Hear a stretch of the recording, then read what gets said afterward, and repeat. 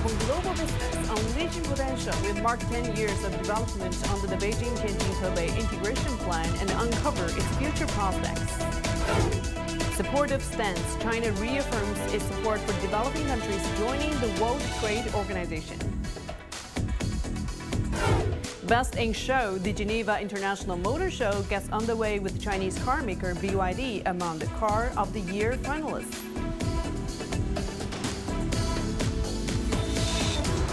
Hello and welcome to this edition of Global Business on CGTN. I'm Guan Xing in Beijing. And first up in the program, this year marks the 10th anniversary of the Beijing-Tianjin-Hebei Integrated Development Initiative being upgraded into a national strategy. The initiative aims to build a world-class city cluster with Beijing as its core and lead the coordinated development of the region. Speaking at a recent press briefing, a senior Beijing official said the initiative has deepened cooperation in transportation, ecology, and industry sectors. The strategy was issued in early 2014 to coordinate the development of the region, improve the urban environment, and promote a better economic structure. And let's take a look at how the Beijing-Tianjin-Hebei Integrated Development Initiative has worked out a decade after its rollout. As the capital city of China, Beijing has a significant and central role. Tianjin is North China's logistics center with one of the busiest ports in the world. For its part, Hebei province is known for its heavy industry. The plan for their integration was formulated to best utilize each place's competitive edge to create synergies and unleash potential. In the past decade, the whole region has achieved significant growth.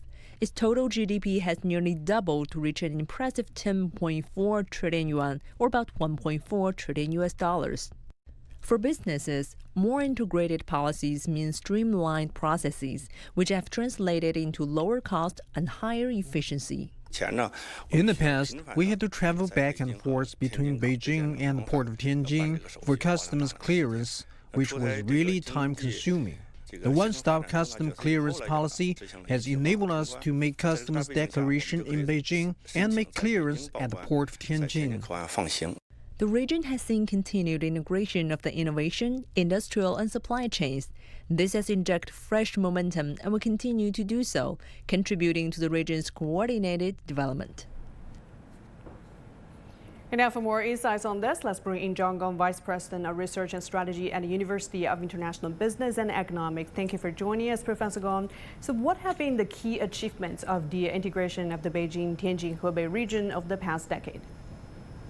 Well, first of all, thank you very much for having me. I think in terms of the integration of this region, it happens at both the levels, at the hard infrastructure as well as soft infrastructure. We have seen, plenty of evidence ourselves by hard infrastructure, in terms of easy transportation, easy communications between the three areas. But I think probably a better, even more profound achievement rests with the efforts the three departments of the region have dedicated to improving the interoperability at the soft infrastructure level. In terms of making things a lot easier for residents of each region to do things, to conduct a business, to do their personal matters. In terms of these things, I think it's a great achievement. And these things, at institutional level, usually are not so easy. And I think the three local governments have done a great job in terms of achieving that goal. And how does the development of the Beijing-Tianjin-Hebei region differ from that of the Greater Bay Area and Yangtze River Delta, which people are very familiar with? Yeah, I can say a few differences. First of all, in the Greater Bay Area, we have a very special place called Hong Kong and Macau, right? I mean, these are special administrative region. That's essentially different administrative systems, and that's a lot more difficult to have the kind of a level of integration that we are seeing here near Beijing. Now, the river Yangtze area integration And I think the major difference is that encompasses 4 provinces and a vast area of land and a huge population. So I think that it's really the complexity of integration in Yangtze River Delta area that's sort of a challenge. And I think in this area, in Beijing, Tianjin, and Hebei province, first of all, let me say that President Xi himself has a really strong personal attachment to this initiative. I mean, he has given several directives and organized conferences and meetings to propel, this initiative, as well as actually give very concrete examples of how to do things. So I think, it has a lot to do with President Xi's personal initiative. And of course, there's another important difference is with respect to the city of Xiong'an, right? We're basically building a new city from scratch, from a blank sheet of paper, and that's a huge initiative. And the integration between Xiong'an, which rests in Hebei province, with Beijing, it's another very big challenge. And I think so far they've done a pretty good job in doing that. And in terms of technological innovation and attracting industries and expertise, how has the Beijing-Tianjin-Hebei region maximized the use of shared resources? Well, I think Beijing really is a little bit ahead of the other 2 regions, 2 areas, and I think whether the synergistic values created by integration, I think still waits to be seen. We're going to see whether. I think so far, the hub of innovation, the hub of venture capital activities, still pretty much in the city of Beijing, and certainly we would like to see this kind of activity spill over to the other 2 areas, or at least the spillover effect would be spreading to these 2 other areas. So I think in this regard, I would say that there's still a lot of room for improvement, and we have to see what's going to happen in the future. Well, thank you very much for your analysis. We appreciate your time. This is John Gong, Vice President of Research and Strategy at the University of International Business and Economics for us. Well, e-commerce live streaming has been used to promote everything from lipstick to sportswear, and now it's helping China's farmers market their produce directly to urban buyers, cutting out middlemen and increasing profits. Our Zhang Shixuan reports. I got them all. They are necessary purchases. Well, these can all be easily found at supermarkets, but that's not where I got it. Yes, I ordered them all on the phone. He's so fun. This is the e-commerce live stream. What makes my purchases different this time is the produce all came directly from the farms. And the farmers turn out to be very engaging on camera. Known as Xiao Mai to his 60,000 followers. This grape farmer from Xinjiang is one of the 110,000 Chinese farmers that started their live stream business on the country's e-commerce app Taobao. They have a good reason to smile. That may not come as a surprise, as China has had 1.08 billion internet users as of June 2023. That was more than 3/4 of the nation's total population. 250 million people were added to that list during the past 5 years. They have built up a habit of online shopping. In 2023, online retail sales in China reached 15 trillion yuan or $2 trillion. That's a tremendous amount of money. Those online sales took up almost a third of the total retail sales of consumer goods in China. Trading through a distributor was the dominant sales model for agricultural produce in China a few years ago. So farmers' profits are eaten up and consumers are paying more. But live stream e-commerce has helped improve that situation. I sell raisins in my live stream at 19 yuan per 500 grams. 9 yuan is for express delivery, and the remaining 10 yuan all goes to the farmer. Farmers like Xiao Mai have conducted around 3 million live streams on Taobao, one of China's top e-commerce platforms. We have conducted training to help hosts develop their own style. And those who meet our requirements and certain quality can get cash bonuses and viewership promotion. So without the access to an efficient and affordable express delivery, all this growth wouldn't be possible. The transport cost on main routes between provinces is roughly 1 yuan per kilogram, and the cost is largely lowered within the special development regions. The upgrades in technologies and consumption have already had an effect. Data from China's Ministry of Commerce shows in the Chinese New Year online shopping festival, sales revenue had already neared 800 billion yuan between January 18th and February 6th. That's an almost 10% increase compared with the previous year. Zhang Shixuan, ICS for CGTN, Shanghai. China's foreign exchange market recorded total transactions about 25 trillion yuan or $3.5 trillion in January of 2024, and that's according to data released by State Administration of Foreign Exchange. The value of transactions between banks and clients was 3.8 trillion yuan or $500 billion. The value of transactions in the interbank market amounted to 21 trillion yuan or roughly $3 trillion. And now we're heading for a short break. Still to come on Global Business. McDonald's plans to raise its stake in its China business, seeing potential in cost-efficient supply chain, supportive government, and innovative ability.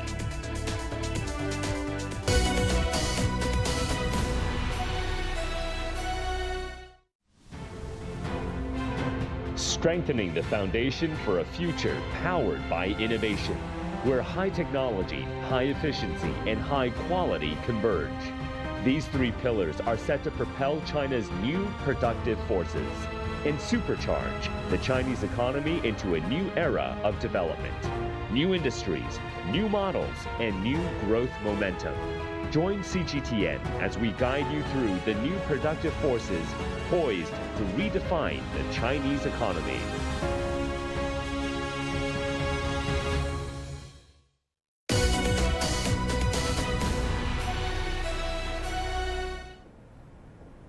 Welcome back. Chinese Commerce Minister Wang Wentao has delivered a speech at the 12th China Roundtable on WTO sessions in Abu Dhabi. And Wang said China always supports developing countries, including Arab nations, to join the multilateral trade mechanism. Following the opening session on Saturday, Wang signed the renewal of the Memorandum of Understanding of the WTO's least developed countries and accessions program with WTO Director General Ngozi Okonjo-Iweala. The accessions program is also known as the China Program. It was established in 2011 to strengthen the participation of least developed countries in the WTO and assist them in joining the organization. Commerce Minister Wang Wentao will also attend the WTO's 13th ministerial meeting to be held in Abu Dhabi from Monday to Thursday. The 13th Ministerial Conference of the World Trade Organization opens on Monday in Abu Dhabi. The event brings together ministers and senior officials from around the world for discussions on the rules and regulations governing international trade. And now for more, let's cross to Yasser Hakim joining us on the line. Hi, Yasser. What can you tell us about China's presence in the ministerial meeting of the WTO in Abu Dhabi? What are your major takeaways?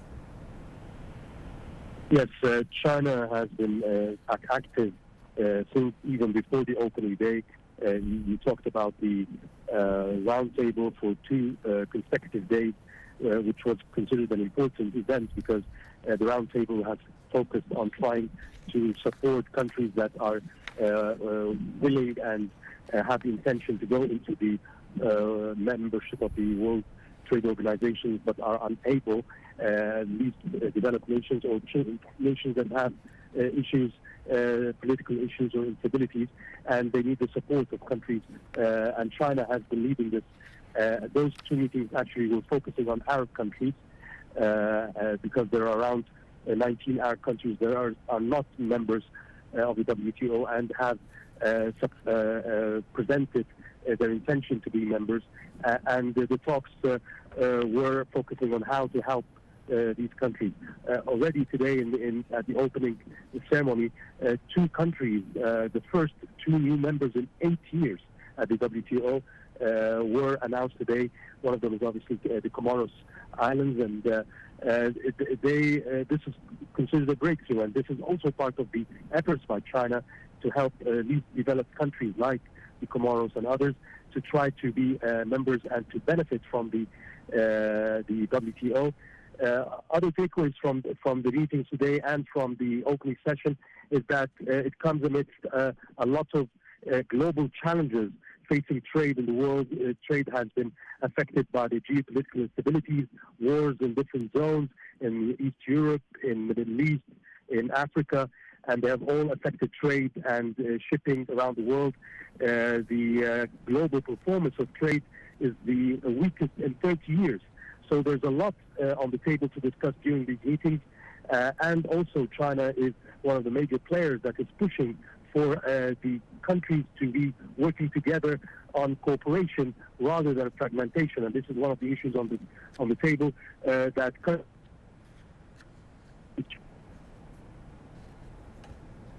It seems we have lost the Yasser Hakim, and there was him reporting for us from Abu Dhabi. And now let's take a look at some other headlines we're tracking at this hour. Foreign visitors continue to flock to China thanks to a rebound in global tourism sector.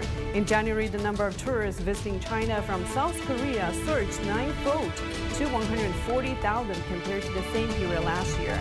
To meet the increasing demand, Korean airline operators and travel agencies have been reinstating previously suspended routes and crafting new travel itineraries. A top destination is South China's Hainan Island, following the recent expansion of China's visa-free entry policy. Ryanair says it might have to decrease passenger flights in peak travel season due to delivery delays from its manufacturer Boeing. The CEO of Ryanair has reportedly warned that fares could rise by about 5% to 10% in the summer. And Qatar says a new expansion of its liquefied natural gas production will add 16 million metric tons per year to its expansion plans, bringing total capacity to 142 million tons per year. Despite current low international gas prices, Qatar remains bullish on the gas market in the long term, especially in Europe and Asia. World-class car manufacturers are set to reveal their latest models during the one-week Geneva Motor Show in Switzerland. And this year, Chinese car maker BYD was among the Car of the Year finalists for the first time. And last week, BYD delivered its initial batch of new BYD Atto 3 in Hungary, marking a huge step in its presence in the Central and Eastern European markets. Last year, China's electric vehicle production and sales ranked first in the world for the 9th consecutive year. As the industry grows, a large-scale retirement wave of automotive batteries follows. What's the fate of these decommissioned batteries? Can China's recycling industry handle the problem? And our Tambo has more. Another ordinary charging process. But this time, what's feeding the electric vehicle are some used batteries. Behind the scenes, a recycling system is making decommissioned batteries work again. This system is composed of 122,000 battery cells that were scrapped and disassembled from 80 buses and 76 cars. The remaining capacity of the battery cells is about 80% and can continue to work for about 5 to 6 years. This system brings together approximately 12 million kilowatt-hours capacity of retired batteries. The recycling system is operated by Baoqing Energy Storage Station in Shenzhen in southern China's Guangdong province. Since the system began operating in 2021, the cumulative power generation has reached over 1.7 million kilowatt-hours, equivalent to the daily electricity consumption of nearly 300,000 people. It's expected that by 2025, China will have retired a total of about 780,000 tons of auto batteries. Reusing them for power generation is just one option to handle them. Chen Man, a professor-level senior engineer from China's Southern Power Grid, sees other great opportunities from decommissioned batteries. Generally speaking, electric vehicle batteries can be retired when they only retain 80% of their capacity, but they can still be repurposed for less energy-intensive roles, such as in energy storage facilities. Besides, batteries are rich in lithium, cobalt, and nickel. Recovering these valuable materials can help reduce our reliance on foreign key raw materials. This month, the European Union implemented a new regulation requiring 70% of all batteries to be recycled by the end of 2030. This increases demands on China's battery makers and recyclers, as the EU is a major importer of lithium batteries from China. The new European battery regulation makes demands in keeping records of manufacturing history and chemical components. That will push battery manufacturers and recyclers in China to make changes proactively. Experts believe that the only way for industries to adapt to new international standards is by achieving an integrated layout from battery production all the way to robust recycling practices, strengthening the collection and monitoring of the used batteries, reducing carbon emissions through production, and establishing new business models that integrate green tech are the ways in which the goals can be realized. Tang Bo, CGTN, Shenzhen, Guangdong Province. Staying with the Geneva International Auto Show, which is widely recognized as a launchpad and guiding light for the industry. And this year, BYD made a list of 7 finalists for the Car of the Year award, the first Chinese automakers to do so. And for more on this, let's cross to our reporter Johannes Blatcherberg. Thank you for joining us, Johannes. So what are the highlights of this year's Geneva Motor Show? Well, the BYD seal didn't make the Car of the Year, according to the jury, because it was just too strong. So the head of the jury told me that the Car of the Year in this awards, they're more looking for a car that's a family car, affordable, accessible, and the BYD seal, according to the jury, was just too strong, too much a performer. But nevertheless, China is dominating this year's Geneva Motor Show here in Switzerland. As you can see behind me, here we have BYD, we have MG Motor, we have other brands, and while major European brands pulled out of this motor show, China filled that vacuum. And right behind me we have the European premiere of the Yangwang U8, which is a premium car. It looks pricey, and it's not that cheap actually, but it's an off-roader. So it's an interesting combination of premium and off-road. And BYD, with this presence here in Geneva, it's trying to grow in the European market, because although BYD is the world leader regarding electric cars, in Europe it's still a bit unknown, at least in some parts of the population. So it's trying to have a big presence here. It's actually also sponsoring this summer the Euro football tournament, which will provide a big audience on television across Europe. And BYD is growing also in several European countries, for instance in Hungary. In Hungary, BYD just successfully delivered the first batch of the Atto 3 vehicles, and it has said it will grow its numbers of store. It will actually double them up to 6 stores in Hungary. So BYD is growing, and its presence is quite visible here in Geneva. Well, thank you for all that information. At least a breakthrough for a Chinese car maker. Thank you for all that report. Our Johannes Blatcherberg live for us in Geneva. The phenomenon known as urban villages resulted from the explosive growth of China's megacities of the past few decades. Formerly rural communities found themselves overtaken by the urban sprawl. Work is underway to upgrade local infrastructure and improve the quality of the life of the residents of these villages. Our Zhang Shixuan has more. Part of the first urban village renovation project in Shanghai's suburban Chongming district is nearly complete. 1,000 households spread across more than 70,000 square meters. It's now ready to welcome all its original residents back. The vast renovation project is designed to turn the old village into a modern community that includes commercial properties, community service centers, hospitals, kindergartens, and aged care facilities. But it was anything but an easy task. When we started, this was not a great place to live. Most of the houses were old, having been there for several decades. Especially some areas were full of waste factories and illegal buildings. They are incompatible with the city's image. Working on this kind of renovation project requires more capital and time compared with normal properties. Because we have to start with the acquisition of land and houses, that can be an uncertain process. We should also work on social insurance, old age security, and compensation and settlement. 社会保障、养老保障的一些这些问题的落实。 Fan said the renovation projects usually take 2 or 3 years more than the normal property development projects.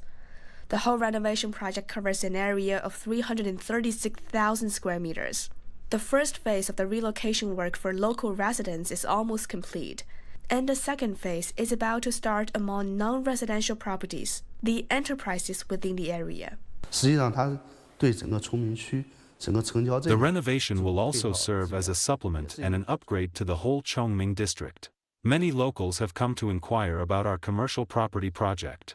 They are interested in 145 square meter apartments. And many say, they want even larger houses. The decoration standard of the whole project is the highest in Chongming.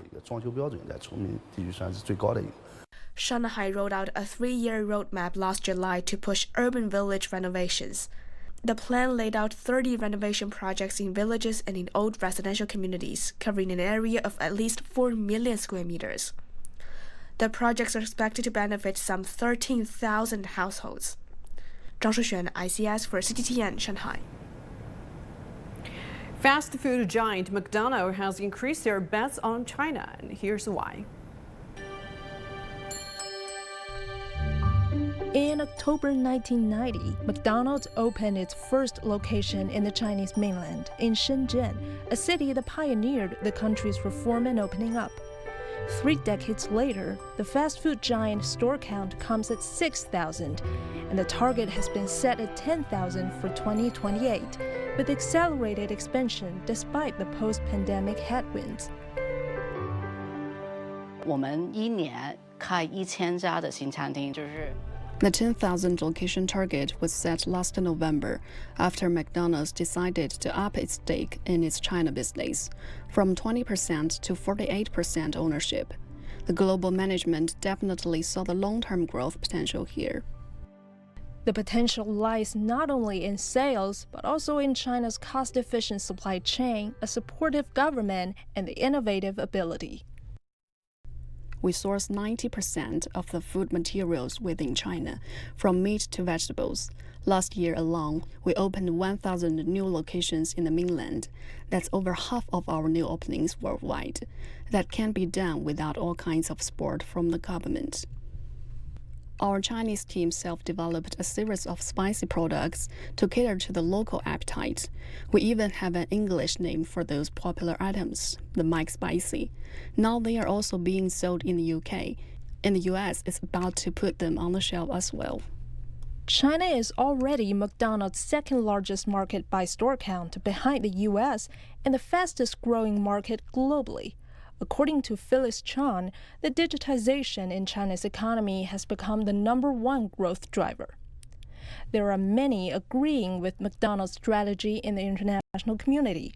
According to a CGTN survey jointly conducted with Renmin University of China, over 80% of global respondents still believe China is the most influential economic player in the world and that it's a land full of opportunities. Meanwhile, a majority of them are hoping that their home countries can maintain good relations with China. They see China as a stabilizing agent in the turbulent world with consistent foreign policies. And 8 out of 10 surveyed agreed that China's international influence, despite all the fluctuations in the post-COVID era, is still growing. They expect China to provide a more valuable experience for global governance. The surveys were conducted on a global scale of over 15,000 respondents, including those from developed countries such as the United States, France, Japan, and South Korea. Gao Songya, CGTN.